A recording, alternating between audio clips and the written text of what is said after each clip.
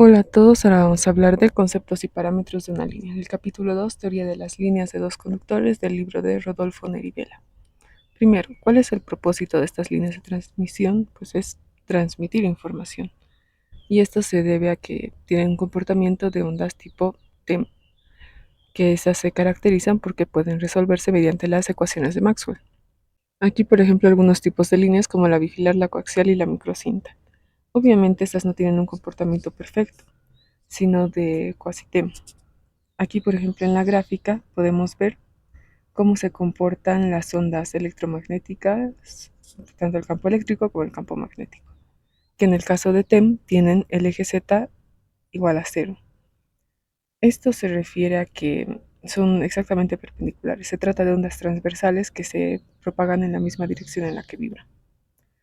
Esto claramente es solo una forma de asumir para hacer que los casos sean más sencillos, ya que los conductores no son perfectos. Si fueran perfectos, entonces la línea, el único trabajo que tendría sería darle una dirección a estas ondas, a la información, pero no existe un componente totalmente perfecto. Entonces aquí se toma en cuenta esta ecuación en la que vemos que al aumentar la conductividad se reduce el campo eléctrico en el eje Z. Es decir, que si tuviéramos un material que sea perfectamente conductivo, no tendríamos ya esta componente en Z. Y esta corriente que existe en el componente Z provoca pérdidas de potencial que se disipan en forma de calor. Ahora, otra forma de representar las líneas es con teoría general de circuitos, donde se tienen diferentes parámetros que se pueden ver aquí, por ejemplo en el circuito resistencia, inductancia, capacitancia y también la conductancia. Estos son esenciales para tener un comportamiento realista de la línea.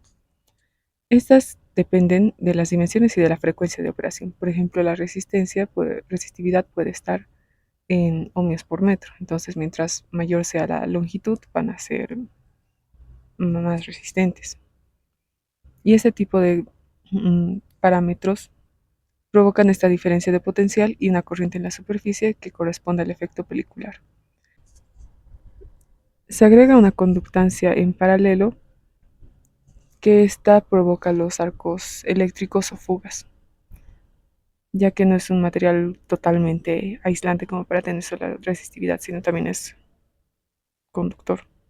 Como dijimos antes, la conductividad depende de la frecuencia de operación y en esta ecuación se puede ver que la profundidad de penetración depende de la frecuencia de operación, que esto se puede también representar con 2pi por frecuencia, la permeabilidad magnética y la conductividad. Y aquí podemos ver una escala de los materiales según su resistencia eléctrica: aislantes, conductores y semiconductores. Y lo mismo con conductancia, que están en Siemens y en ohmios, la resistencia.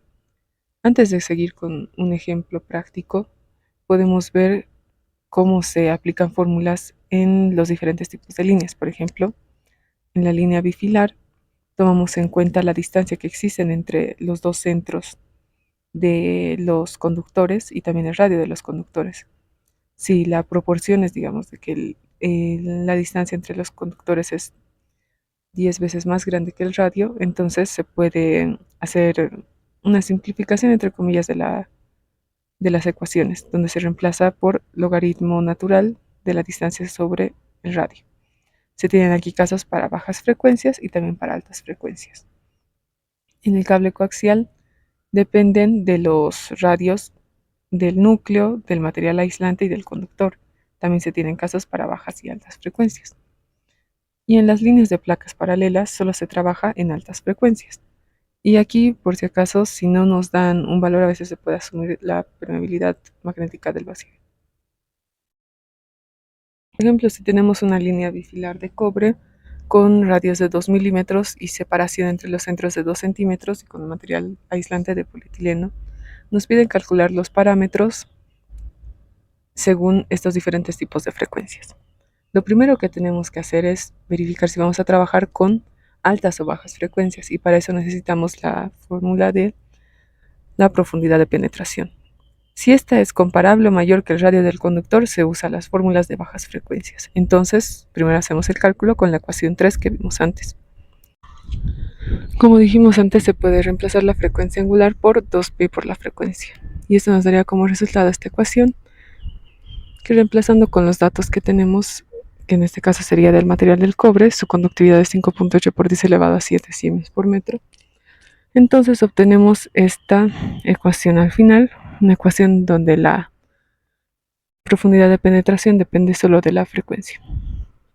Y si reemplazamos estos datos para los tres casos, tenemos estos valores, donde nos damos cuenta de que el valor es comparable o mayor que el radio del conductor, entonces corresponde a bajas frecuencias, mientras tanto en los otros dos no se aplica.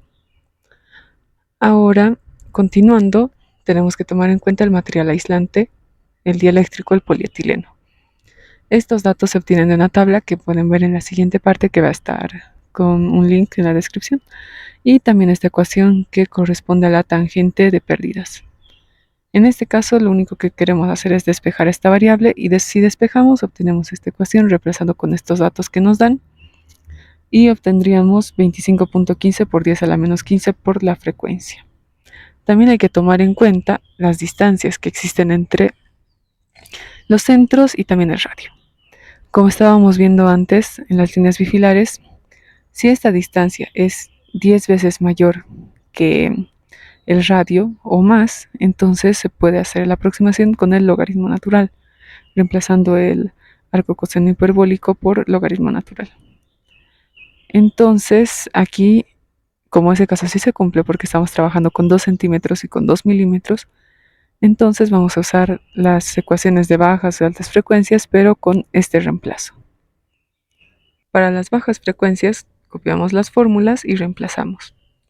Como dijimos, este dato podríamos reemplazarlo por el del vacío, que era 4pi por 10 elevado a menos 7, que se simplifica y por eso nos sale esto y esto. Y el logaritmo natural de 10, que nos sale 2.3. Si reemplazamos los datos nos da 1.02 microhenrios por metro.